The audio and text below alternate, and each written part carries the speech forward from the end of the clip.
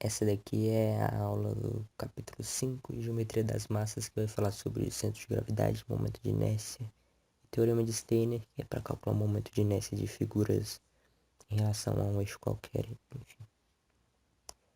Vamos lá, eu vou tentar dar uma explicada teórica aqui, e depois eu vou dar um exemplo, e depois eu vou mostrar uns exercícios do ano passado. Então, primeiro, o que é centro de gravidade? O centro de gravidade é um ponto onde pode ser considerada a aplicação da força da gravidade. Ou seja, se é um ponto, então esse ponto tem que ter coordenadas x e y, porque a gente está falando do. A gente trabalha no plano. No plano tem as coordenadas x e y. Se fosse no espaço, seria x, y e z. Mas como é no plano, é só x e y. Ele é representado assim, com um tracinho em cima. Então, pode saber que quando tiver um tracinho em cima do x ou do y, é em relação à ação de gravidade de determinada figura. Se tá falando de coordenadas, então a figura tem que estar inserida em um plano cartesiano para você ter como base para encontrar as coordenadas dele. Então, por exemplo, a figura pode estar inserida ou aqui no meio mesmo. Aí você vai usar esse plano cartesiano como base. E saber analisar o plano cartesiano é muito importante, porque às vezes você vai precisar traçar o próprio eixo cartesiano para poder calcular o momento de inércia em relação a outro plano. Então, eu vou explicar mais pra frente como que usa isso. E uma das aplicações do centro de gravidade no capítulo posterior é quando tem uma carga distribuída. Por exemplo, aqui tem uma viga e aqui está sendo gerada uma carga distribuída, que é uma carga que está ao longo da viga. E essa carga é triangular. Só que para fins de cálculo você tem que transformar essa carga distribuída em uma carga pontual. Aí como é que você faz? Você vai ter que analisar onde é que fica o centro de gravidade desse triângulo e depois substituir, meio que substituir entre aspas, por uma carga pontual para fins de cálculo. Que vocês vão aprender depois. Então essa é uma das aplicações do centro de gravidade. Tem outras também que é tipo o centro de gravidade do pilar tem que estar alinhado com o da fundação para que a carga seja distribuída uniformemente e tal. Mas enfim, isso não é importante agora. Isso não é o foco aqui. Então, o centro de gravidade, um paralelogramo, ele é o encontro das diagonais. Ou seja, tá um retângulo lá, que é um retângulo, um paralelogramo, e você vai traçar as diagonais desse retângulo. O encontro das diagonais vai ser o centro de gravidade. Se localiza no centro dele. Então é só pegar a base, dividir por 2 e a altura dividir por 2, que está no meio dele. E o mesmo funciona para um paralelogramo desse tipo ali, que você vai traçar as diagonais dele, enquanto as diagonais o meio, vai ser no meio que vai ser o centro de gravidade. E a mesma coisa, a base dividido por 2 e a altura dividido por 2. E nesses casos é importante também você saber o conceito de simetria, porque sabendo simetria, não sei se vocês estudaram simetria. Ano passado eu estudei praticamente o ano todo simetria com Thales, mas enfim. Você sabendo simetria pode evitar de você fazer alguns cálculos. Por exemplo, o que é simetria?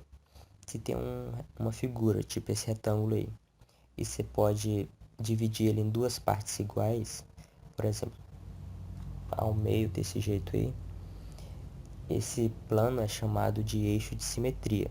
Então, quando uma figura tem um eixo de simetria, que é como dividir a figura em duas, como se ela tivesse espelhada, então, quando uma figura tem um eixo de simetria, o centro de gravidade vai estar contido nesse eixo de simetria, ou seja, o eixo de gravidade está em algum ponto dessa reta aqui. Mas aí, quando dá para traçar dois eixos de simetria em uma figura, tipo, você traçar outro eixo de simetria aqui, dividir em duas partes iguais também. Então, o encontro de dois eixos de simetria vai ser o centro de gravidade da figura. Ou seja, o centro de gravidade dela vai estar aqui dentro, aqui no meio. E se parar para analisar, essas diagonais também são eixos de simetria, que divide o retângulo em duas partes iguais. O centro de gravidade no triângulo, que é o que algumas pessoas confundem, se localiza no encontro de medianas. Ou seja, tem um triângulo lá. Medianas é quando você pega o meio do lado, tipo, tem uma altura aqui. Você pega a metade da altura e conecta com o vértice oposto. Então você faz isso para todos, conecta um meio de cada lado com o vértice oposto. E aqui dá pra ver que já só com duas medianas você já encontrou o centro de gravidade. Mas a terceira mediana obrigatoriamente tem que passar por aqui. Então vai ficar assim. E o que muitas pessoas confundem que é, tá, eu sei onde é que é o centro de gravidade, mas qual a distância daqui até aqui, daqui até aqui, daqui até aqui? Eu cliquei sem querer. Pra você saber, você tem que decorar isso aqui, ó. É um terço da altura de distância. É um terço da altura de distância da base. Ou seja, um terço da altura. Você pega a altura aqui. Primeiro, você começa a contar a partir da base. Considera uma base. Se a base você considerar for essa daqui, então um terço da altura. Você pega essa altura aqui e divide por 3. Então, daqui até aqui vai ser h sobre 3. Que é isso daí. E a parte que sobrou obrigatoriamente é 2 terços de h, já que isso aqui é um terço de h. Para saber daqui até aqui, é só você virar o triângulo, porque é como se agora a base virasse a altura e a altura virasse a base. Então, ao invés de ser h sobre 3, vai ser b sobre 3. E aqui, esse resto aqui seria 2b sobre 3.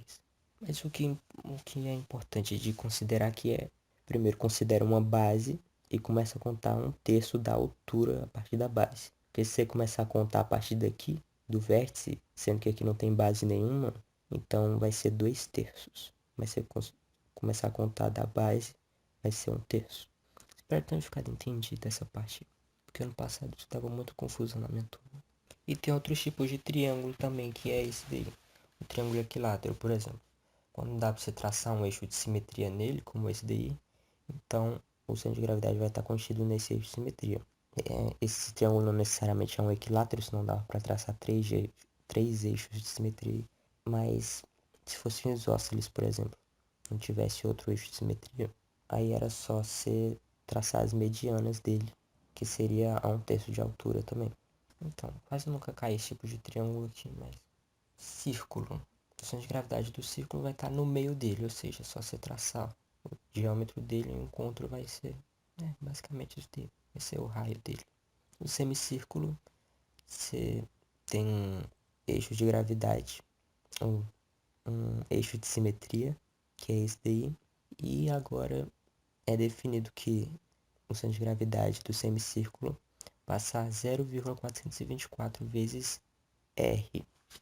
Isso aí você tem que decorar. Então, a distância daqui até aqui vai ser 0,424 vezes o raio desse semicírculo. O centro de gravidade vai estar localizado aqui. O quadrante do círculo vai ser o semicírculo, só que duas vezes. Ou melhor, o quadrante do círculo vai ser metade do semicírculo, só que daqui até aqui vai ser 0,424 vezes R, e daqui até aqui vai ser 0,424 vezes R também. Por isso que eu me confundi falando que é duas vezes, mas enfim. E a elipse vai ser tipo um círculo meio achatado. E como tem dois eixos de simetria, o centro de gravidade vai localizar no encontro desses eixos.